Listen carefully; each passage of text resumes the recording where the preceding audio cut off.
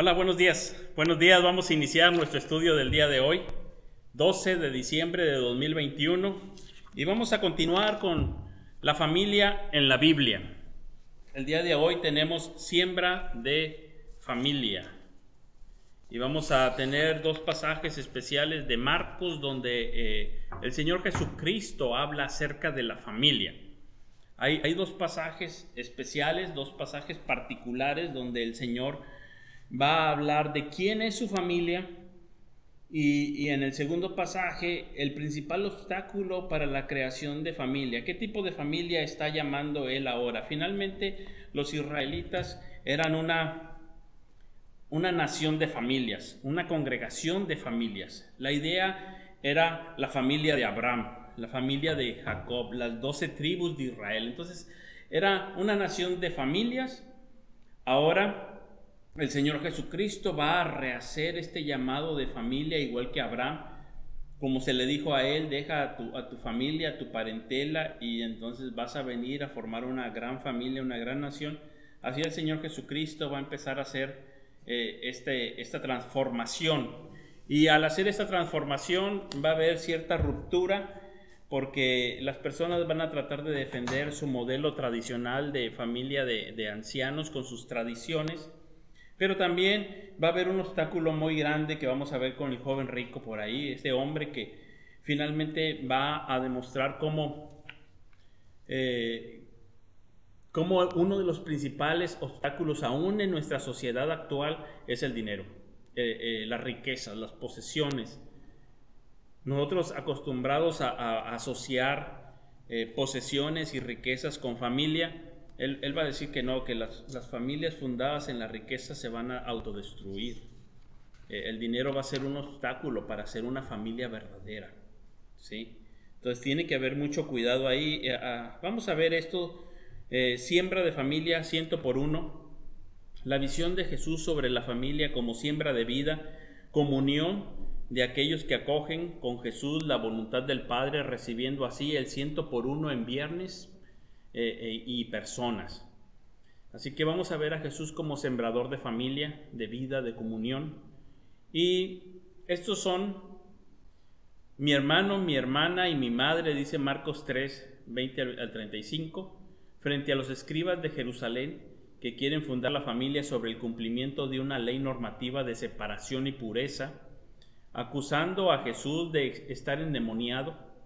Él define su nueva familia partiendo de unos principios distintos, no de separación, sino de comunión y comunicación.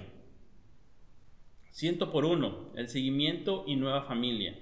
En Marcos 10, Jesús define la condición esencial de su familia frente a los que quieren fundarla en el dinero, como el hombre rico. Entonces va a decir, no, la familia no se funda sobre el dinero. Y vamos a empezar con Marcos 3, donde dice, en estas tres historias en forma de sándwich, como las hace Marcos, estos son mi familia, va a decir el Señor Jesucristo. Así que vamos a la escritura, y voy a leer en el Evangelio según San Marcos. Y dice la palabra del Señor, Marcos capítulo 3, versículos 20 en delante. Y se agolpó de nuevo la gente, de modo que ellos ni aún podían comer pan. Cuando lo oyeron, los suyos vinieron para prenderle, porque decían, está fuera de sí. Pero los escribas que habían venido de Jerusalén decían que tenía a Belcebú y que por el príncipe de los demonios echaba fuera a los demonios. Y habiéndolos llamado les decía en parábolas, ¿cómo puede Satanás echar fuera a Satanás? Si un reino está dividido contra sí mismo, tal reino no puede permanecer. Y si una casa está dividida contra sí misma, tal casa no puede permanecer. Y si Satanás se levanta contra sí mismo y se divide, no puede permanecer, sino que ha llegado su fin. Ninguno puede entrar en la casa de un hombre fuerte y saquear sus bienes si antes no le ata, y entonces podrá saquear su casa. De cierto os digo que todos los pecados serán perdonados a los hijos de los hombres, y las blasfemias cualesquiera que sean. Pero cualquiera que blasfeme contra el Espíritu Santo no tiene jamás perdón, sino que es reo de juicio eterno. porque ellos habían dicho: tiene espíritu inmundo. Vienen después sus hermanos y su madre, y quedándose afuera enviaron a llamarle, y la gente que estaba sentada alrededor de él le dijo: tu madre y tus hermanos están afuera y te buscan. Él respondió diciendo: ¿quién es mi madre y mis hermanos? Y mirando a los que estaban sentados alrededor de él, dijo: he aquí mi madre y mis hermanos. Y luego dice el 35: porque todo aquel que hace la voluntad de Dios, ese es mi hermano y mi hermana y mi madre. Entonces aquí tenemos un evangelio centrado en la casa. Vamos a tener 3 historias formando un sándwich, y en el centro va a estar la escena de los escribas que lo están acusando de endemoniado. A los extremos vamos a tener historias de familia. Aparece la familia. Primero tenemos el evangelio centrado en casa. Esto ya lo habíamos estudiado cuando estudiamos el evangelio de Marcos, y esto era normal. El Señor Jesucristo iba a la playa junto al mar de Galilea, y ahí se veía con mucha gente, y ahí hablaba y ahí enseñaba, y luego se reunían en casas, y ahí en la casa los discípulos recibían enseñanza más profunda. De repente él hablaba, y toda la sesión de preguntas y respuestas en la casa. Se metían a una casa y ahí era la parte de comunión, la parte de enseñanza, la parte de preguntas y respuestas. Ahí era la parte donde ellos tenían, digamos, la comunidad de los creyentes, ¿sí? Así que tenemos aquí la casa, que significa familia, un espacio vital de personas, lugar de intimidad, de amor, de trabajo. Los seguidores de Jesús estaban abiertos al mar de los pueblos, ahí donde concurrían todos los pueblos que estaban alrededor en el mar de Galilea, pero también se reunían en la casa para vincularse y ser familia. No necesitan un templo como con sacerdotes, no necesitan una escuela con rabinos, les basta un hogar donde está abierto, todos caben, todo aquel que quiere, se juntan con ellos aquellos que quieren cumplir con Jesús la voluntad de Dios. Entonces ahí entran. Los escribas no quieren entrar ahí, ellos se quedan afuera. La familia de Jesús, vamos a notar que también cuando vienen están afuera y te llaman. Ellos no entran, no están ahí dispuestos para recibir la enseñanza de Jesús. Hay unos que están adentro y hay unos que están afuera, ¿sí? Que todavía no quieren ser familia, al menos en ese momento.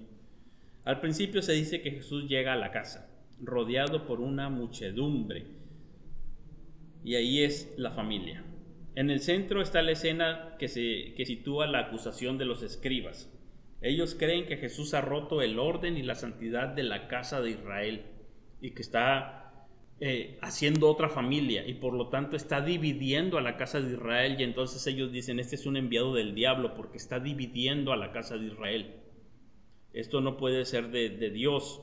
Y Jesús responde proclamando el sentido de la verdadera familia, con una palabra dura, de dura advertencia en contra de la blasfemia contra el Espíritu Santo. Al final Jesús ratifica su visión de familia, mostrando que el reino consiste en la creación de una familia extensa, no genealógica, sino extensa, de madres, hermanos, hermanas, que se abre a todos los que cumplen la voluntad de Dios. Entonces hay una invitación para entrar a esa casa. Primero, tenemos la controversia ahí: ¿casa de Dios o casa de Satanás? Es la disputa con los escribas.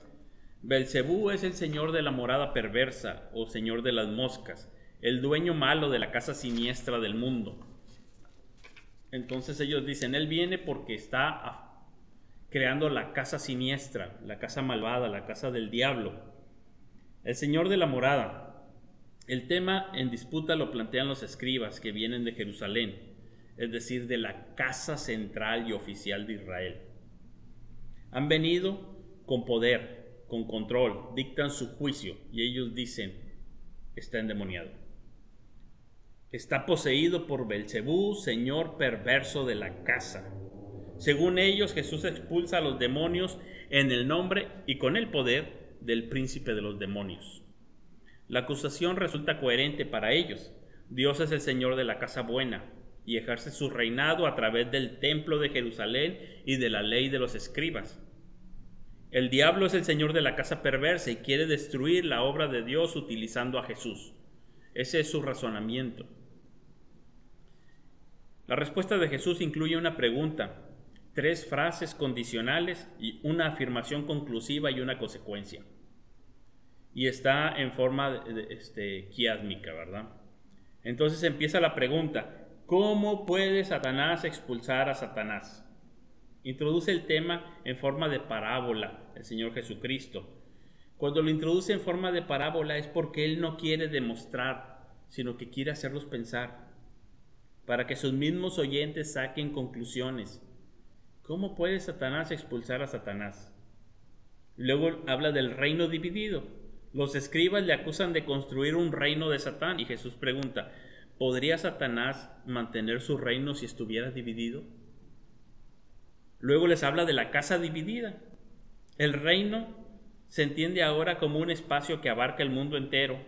Lo acusan de romper la casa de Israel, la casa oficial. Y él responde que lo que él está rompiendo es la casa de Satanás. Dice Jesús, yo no estoy rompiendo la casa de Israel, estoy rompiendo la casa de Satanás y la estoy saqueando. Lo he atado y estoy deshaciendo la casa de Satanás. Ahora va a hablar de Satanás dividido. Ya había hablado del reino dividido, ahora lo aplica a Satanás y dice cómo Satanás no está dividido, lo que en realidad está haciendo Jesús es derrotar a Satanás. Y termina con una afirmación conclusiva, nadie puede entrar en la casa del fuerte sin atarlo o vencerlo primero. Así que Jesús ha entrado a la casa de Satanás, lo ha vencido. El fuerte era Satán, pero Jesús es más fuerte, lo ha vencido. Y lo que ellos ven ahí en la casa de Galilea son los rescatados de la casa de Satanás. Y esos que ellos dicen que están rompiendo, estos son los rescatados. Es la nueva familia. Y entonces viene la consecuencia, el pecado contra el Espíritu Santo. Destruir la casa mesiánica de Dios, la casa de Jesús, ese es el pecado contra el Espíritu Santo. Los escribas están rechazando la familia mesiánica, se colocan fuera de ella. Ellos no entran a esa casa. Por tratar de defender sus privilegios, corren el riesgo de quedar fuera. Es el rechazo de la obra salvadora que Jesús realiza abriendo la casa del reino a los pobres. El pecado que ellos cometen es que se elevan a sí mismos, impiden que los pobres tengan acceso al reino y se salven. No es que Dios los rechace, sino que ellos mismos se rechazan, ellos mismos se quedan fuera. Así que los escribas están acusando a Jesús de estar edificando la casa de Satanás. Y Jesús dice, yo estoy edificando la casa de Dios y en esta casa de Dios estoy destruyendo la casa de Satanás, estoy sacando a los cautivos y lo estoy trayendo a la casa de Dios, a la casa mesiánica, a la casa correcta. Y si ustedes no quieren entrar, ese es el pecado imperdonable, se van a quedar fuera. ¿Por qué? Porque ustedes quieren conservar sus privilegios, quieren seguir siendo autoridad, quieren mantener un patriarcado, un control, y quieren decir quién entra y quién no entra. Ya el Señor Jesucristo los había acusado de que se ponían en la puerta y no entraban ni dejaban entrar, obstaculizaban la entrada al reino para muchos, y lo que tenían que hacer es estarlos rescatando y trayendo y permitiéndoles entrar a esta nueva familia. Así que tenemos la casa de Jesús, es una nueva familia. En ese sentido, vamos a ver que Jesús se va a presentar como un hijo rebelde según la tradición judía, porque van a venir su madre y sus hermanos, ya que los escribas no pudieron con él cuando lo acusaron de estar endemoniado. Viene su familia, y su familia habla de autoridad. Viene la mamá y los hermanos como para hacerlo entrar en razón y llevárselo a la casa a la fuerza. Y ellos no lo acusan de estar endemoniado, pero lo acusan de estar loco. Y dice, está fuera de sí. Y es como si fuera un hijo rebelde que ellos tienen que regresar al hogar y que vuelva en sí. Y pues como que lo ven como que Jesús está ahora en una casa con extraños y ellos lo quieren regresar. Lo quieren regresar a su vieja familia y quieren que él se sujete a las normas judías. De alguna manera los avergüenza. Jesús los está avergonzando y quieren que entre en razón. Por eso dice, vienen después sus hermanos y su madre y quedándose afuera, notemos, ellos no vienen a escuchar las enseñanzas, ellos se quedan afuera. Enviaron a llamarle, esa es autoridad, enviaron a llamarle. La gente que estaba a su alrededor ya les dice, tu madre y tus hermanos están afuera y te buscan. Entonces aquí Jesús va a definir lo que es la familia que él está formando ahora. Es una familia diferente. Jesús descalifica a su familia primero. ¿Quiénes son mi madre y mis hermanos? Estamos en Marcos 3 y empezamos desde el 20, ahorita ya vamos en el 33, cuando dice, ¿quién es mi madre y mis hermanos? Con esa pregunta los descalifica, pero a la vez enfoca a la nueva familia. La nueva familia está fundada en la libertad de Dios y en la palabra. Los parientes no aceptan la opción de Jesús, no entran a la casa de la nueva comunidad, no quieren entrar, están afuera. Así que Jesús responde con una verificación, mira a su alrededor a aquellos que están en la casa, los señala y dice, estos son mi familia.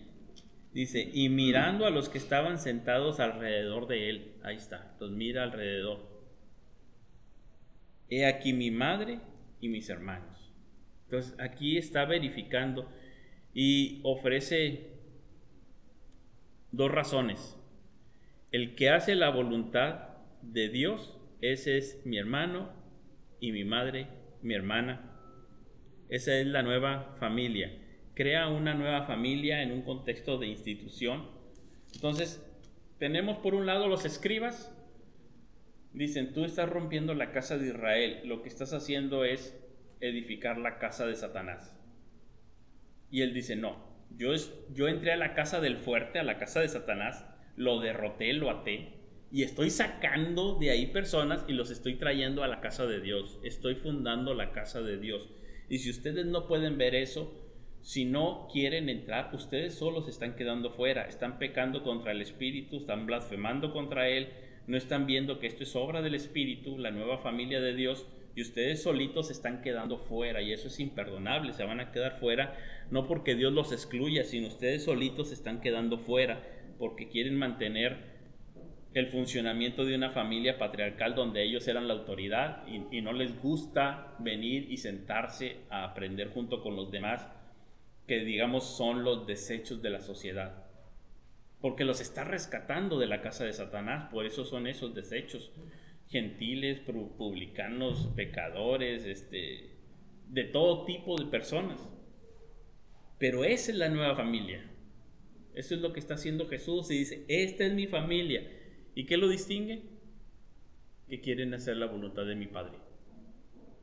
No los distingue la genealogía, no los distingue su sexo, su estatus social, no los distingue si son hombres, mujeres, si son de Galilea o de Judá, no los distingue su nacionalidad, no los distingue nada de eso. Lo que los distingue es, dice, todo aquel que hace la voluntad de Dios, ese es mi hermano, mi hermana y mi madre. Ahí está la diferencia. Y ellos no podían todavía aceptar eso. Ellos tenían otros parámetros para juzgar quién pertenecía a la buena familia de Dios. Ahora, aquí va a estar la parábola del sembrador enseguida, que en cierta medida podríamos decir que el Señor Jesucristo es como sembrador de familia. Aquí dice que el sembrador salió a sembrar y que tiene cosecha. Y va a decir, esa es la cosecha, esta nueva familia de Dios, son personas, está hablando en una forma de alegoría, ¿verdad? De parábola. Entonces está diciendo que Él está sembrando y la cosecha son personas que vienen a formar esa nueva familia de comunión. Y viene al 100 por uno. Y por eso dice, van a tener 100 hermanos y 100 padres y 100 madres y 100 hermanas. Van a ser multiplicados al 100 por uno, porque el Señor Jesucristo está en cierto sentido formando una nueva familia que fructifica al 100 por uno. Entonces tenemos enseguida ahora en el Evangelio de Marcos el capítulo 10.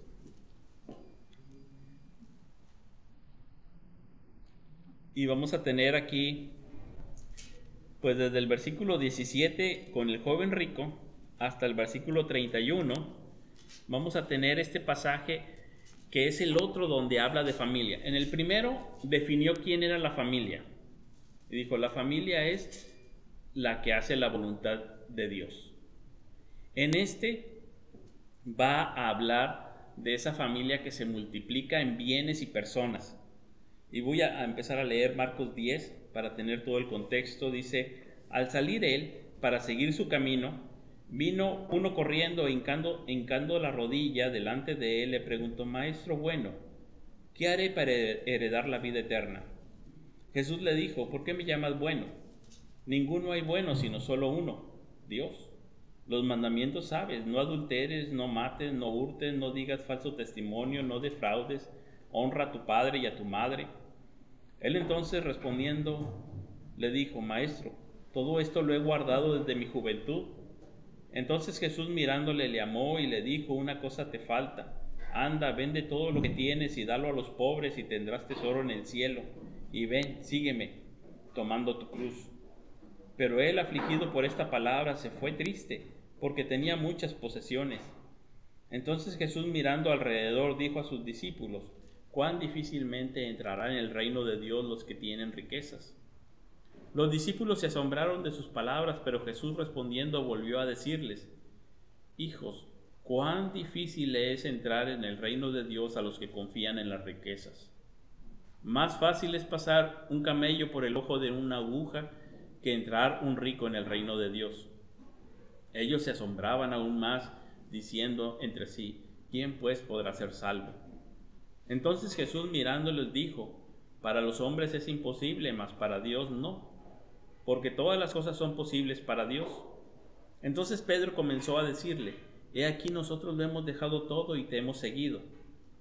Respondió Jesús y le dijo, de cierto os digo que no hay ninguno que haya dejado casa, o hermanos, o hermanas, o padre, o madre, o mujer, o hijos, o tierras por causa de mí y del Evangelio, que no reciba 100 veces más ahora, en este tiempo, casas, hermanos, hermanas, madres, hijos y tierras, con persecuciones, y en el siglo venidero la vida eterna. Pero muchos primeros serán postreros, y los postreros primeros. Aquí tenemos entonces este pasaje. Primero tenemos un rico, digamos, fracasado en el camino. Digamos que la mayor dificultad para crear familia es un tipo de dinero, en el sentido de que parece que el dinero construye familia, pero en realidad destruye.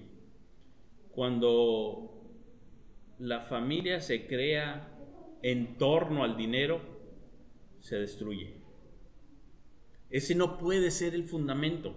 Ahora, tampoco vamos a espantarnos. Todos sabemos que todos tenemos en cierto sentido algún deseo de algunas posesiones y de dinero, pero no puede ser el fundamento. Y entonces tenemos a este hombre que viene. ¿Y por qué este hombre no hace caso a Jesús? El pasaje lo dice muy claro. ¿Por qué lo deja? ¿Por qué se va? Porque tenía muchas riquezas. Esa es la razón. Se va y lo deja porque tenía muchas riquezas.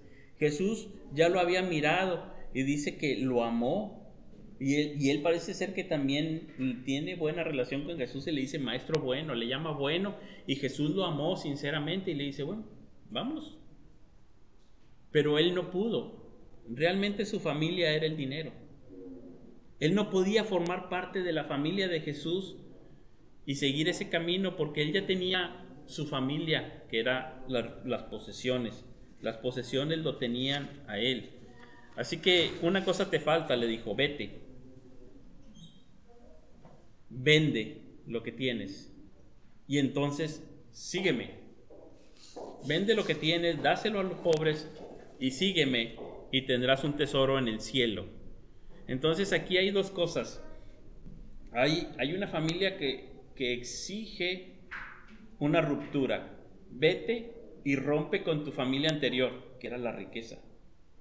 Vete y rompe con ella, vende, regala a los pobres y entonces ven, forma parte de esta familia que yo te ofrezco. Y estaban en el camino, o sea, es una familia del camino. Dice, pues aquí en el camino que tengo, ¿sí? Si vamos de pasada. Y él no pudo hacer eso. Y el Señor entonces, aunque le ama, lo ve con tristeza que se va. Aquí hay un nuevo tipo de familia que no está fundada en el tener, sino en el compartir y dar. Una familia generosa que por lo mismo va de camino. Hay una nueva familia que tiene una intensa experiencia de amor y Jesús aparece así en esta nueva familia como un hombre de amor que incluso al hombre rico lo ama, dice, pero él no regresó esa misma mirada, digamos. Él miró hacia sus bienes y al ver a Jesús y ver a sus bienes, amó más a sus bienes. Aquí tenemos entonces unas afirmaciones muy difíciles. Primero, Jesús dice que difícilmente entrará en el reino los que tienen riquezas. Y pues ellos habían sorprendido de eso, se habían maravillado, habían quedado atónitos. Jesús mira a sus discípulos, es muy difícil que entren en esta familia los ricos. Y la riqueza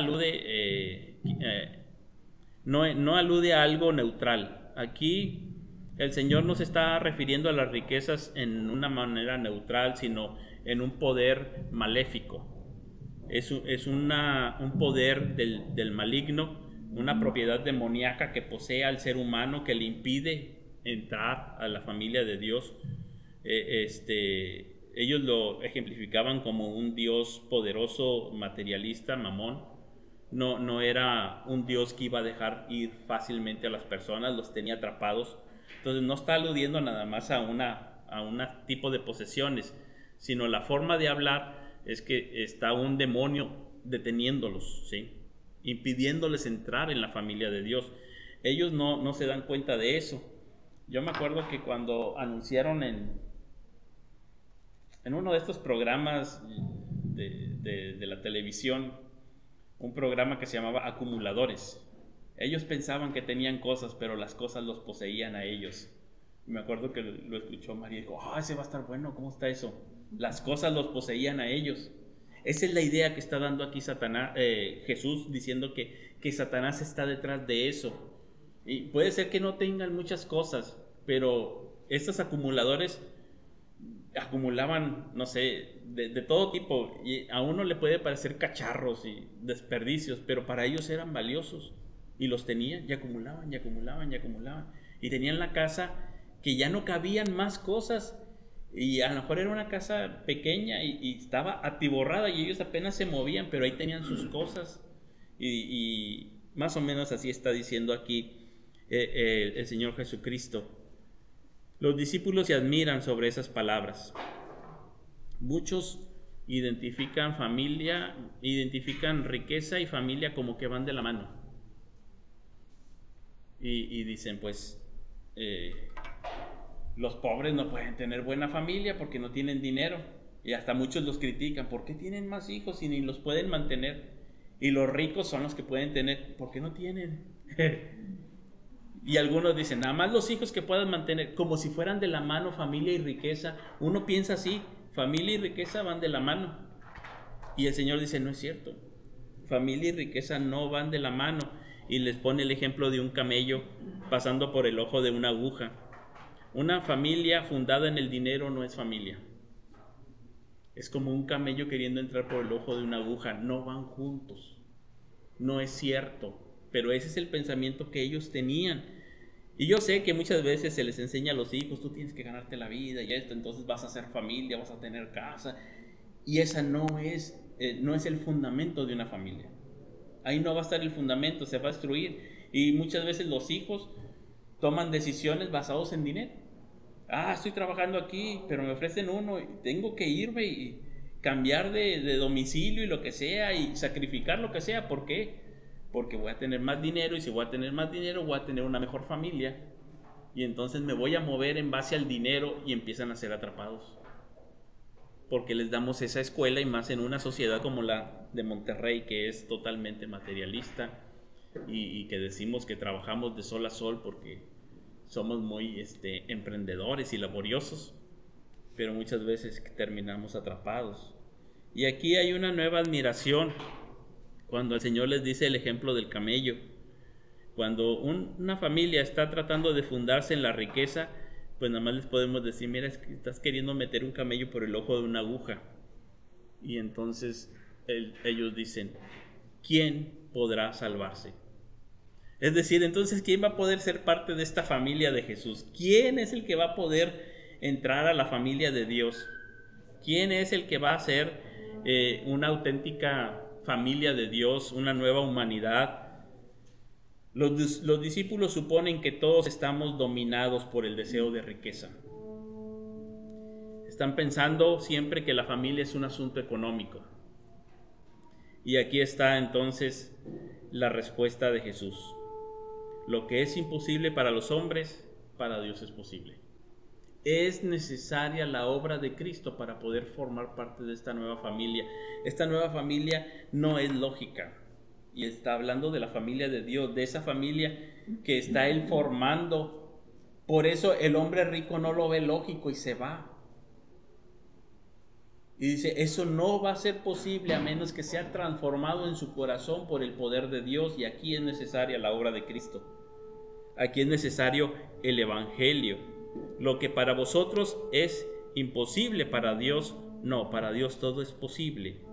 Por encima del poder destructor de las riquezas se revela el misterio de amor de Jesús, de manera que Él puede hacer que surja una auténtica familia, una humanidad distinta, no fundada en la riqueza, sino en el amor. Y entonces cuando se le enseña a los hijos, mira, lo principal que tú tienes para formar una familia es el amor, entonces las cosas cambian. No es la riqueza, aunque la riqueza siempre ayuda a las posesiones, porque ahorita lo vamos a ver, pero no es el fundamento. El fundamento es el amor. Y entonces, aquí el texto básico conlleva una cierta muerte, como dijimos en la parábola del sembrador. El sembrador salió a sembrar, y luego en Juan también dice que el grano tiene que caer en la tierra, morir para poder dar fruto y fructificar con buena vida. Dice, sí hay algo que dejar, sí hay algo que tiene que ver con camino de muerte, con renuncia al yo. Finalmente eso es la familia. Una familia se va a formar con amor, pero un amor que renuncia. No podemos pensar que los padres, por ejemplo, siempre van a ver por sí mismos. Tener hijos es renunciar. Es renunciar a lo suyo, a lo propio, para desarrollar a los hijos en una crianza de amor. Es decir, ya no es mi tiempo, tengo que servirle a él, y es un pequeño y depende de todo, y ya no tengo que gastar en mis cosas, ahora es en las cosas de ellos. Por eso el apóstol Pablo dice, no deben los hijos atesorar para los padres, sino los padres para los hijos. Y dice, y por lo mismo le dice a los corintios, yo con el mayor gusto gastaré lo mío, y aún a mí mismo me gastaré por amor, aunque amando más sea amado menos. Eso es lo que hacen los padres. Finalmente es un tipo de muerte o renuncia, y dejan de lado a lo mejor ciertos viajes, placeres, deleites, hobbies, cosas que a ellos les gustaban, porque ahora se vierten hacia los hijos, ¿verdad? Restringen muchas cosas por ellos, y finalmente eso es un tipo de renuncia. Y entonces Pedro voltea y le dice, mira Señor, nosotros hemos dejado todo y te hemos seguido, ¿qué tendremos? Y ahí es la parte importante de esta familia. El Señor le responde, de cierto os digo que no haya ninguno que haya dejado casa, hermanos, hermanas, padres, madres, mujer, hijos, tierras, por causa de mí y del Evangelio. Es lo mismo, él y el Evangelio está poniéndolo junto. Dice que no reciba 100 veces más. Ahí está, el grano de trigo cae, pero después fructifica 100 por uno. Y entonces dice, vas a tener 100 hermanos en la familia de Dios. 100 padres y hermanas y hermanos y todos van a estar ahí.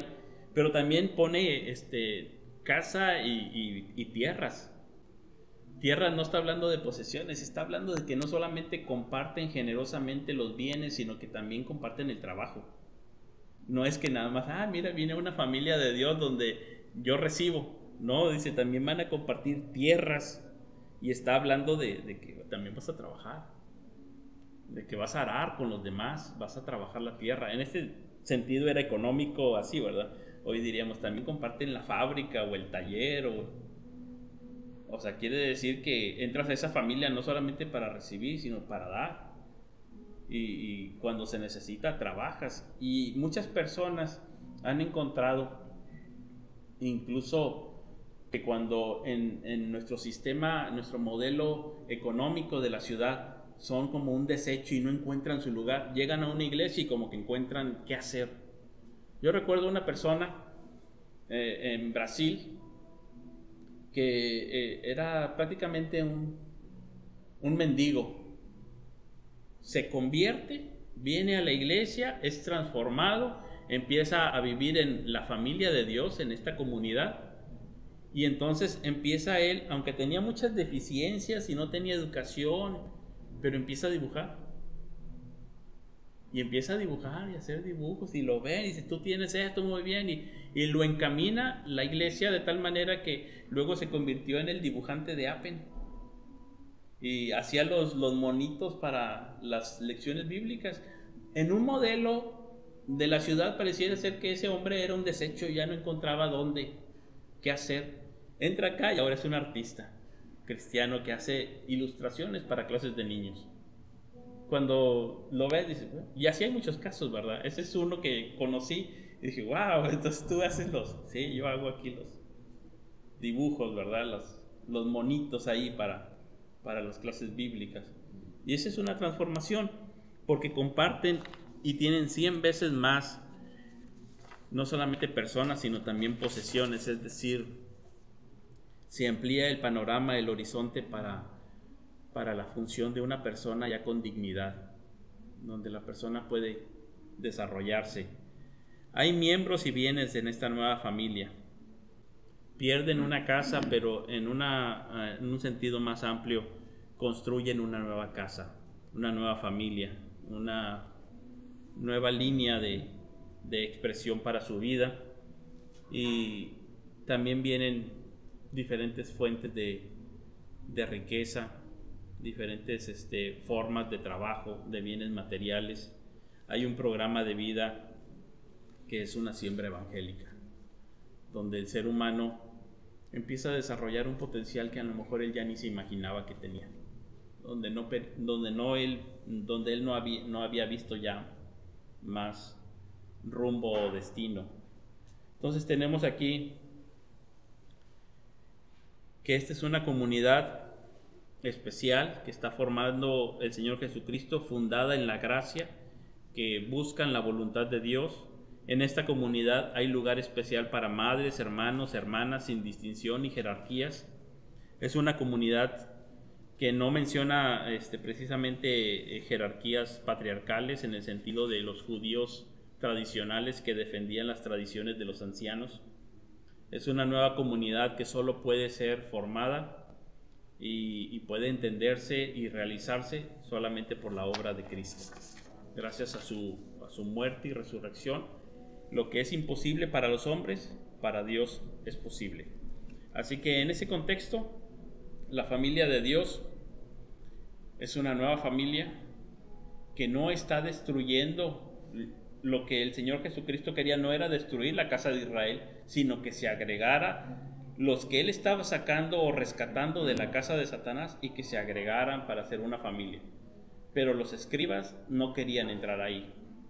Su familia en la carne también estaba invitada a entrar, pero tampoco quería entrar y se quedaban en la puerta, su madre y sus hermanos. Al menos en ese momento no querían entrar. Vamos a ver después en Hechos que ya entraron, pero al inicio no querían entrar. ¿Sí? Entonces la idea era que iban a entrar más, y entraron más, y van entrando cada vez más a esa casa. Y es una familia donde la vida se multiplica, en personas y en oportunidades de hacer cosas, y es una familia fundada en el amor, no en la riqueza. La riqueza viene a los lados, es lateral, digamos, no es el fundamento, es lateral porque incluso van a tener persecución, por eso les dice con persecución, porque van a padecer, van a sufrir, van a tener, sobre todo en esos años fundacionales, unas persecuciones fuertes, que van a tener que ser desterrados muchos de ellos, y algunos muertos, como el primero que empieza con Esteban, ¿verdad? O sea, sí van a tener muchas dificultades. Por eso la riqueza va a ir y venir, no va a ser constante. Sí va a estar ahí, pero va a ser algo que no es el fundamento, y que realmente nunca es el fundamento de una buena familia. Pero qué bueno cuando está, pero hay ocasiones en que no está, y la familia tiene que seguir unida porque tiene otro fundamento. ¿Sí?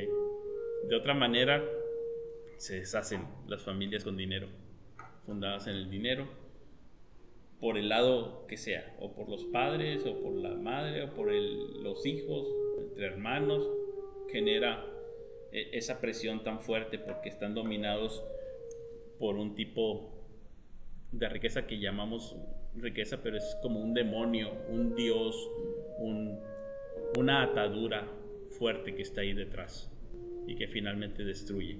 Entonces, la familia de Cristo que está sembrando es una familia que se multiplica al 100 por 1, y esa es la idea de siembra de familia. El Señor está sembrando una familia, y es una familia muy rica en ese sentido, como aquí que nos reunimos y somos una familia tan diversa, de tantas partes y con tantas habilidades y tantas formas en que nos podemos bendecir unos a otros, porque hay una riqueza en esa pluralidad. No son todos iguales en las mismas formas, pero ahí hay una riqueza plural. Bueno, vamos a detener aquí la grabación, terminamos el estudio de hoy. Aquí lo voy a detener.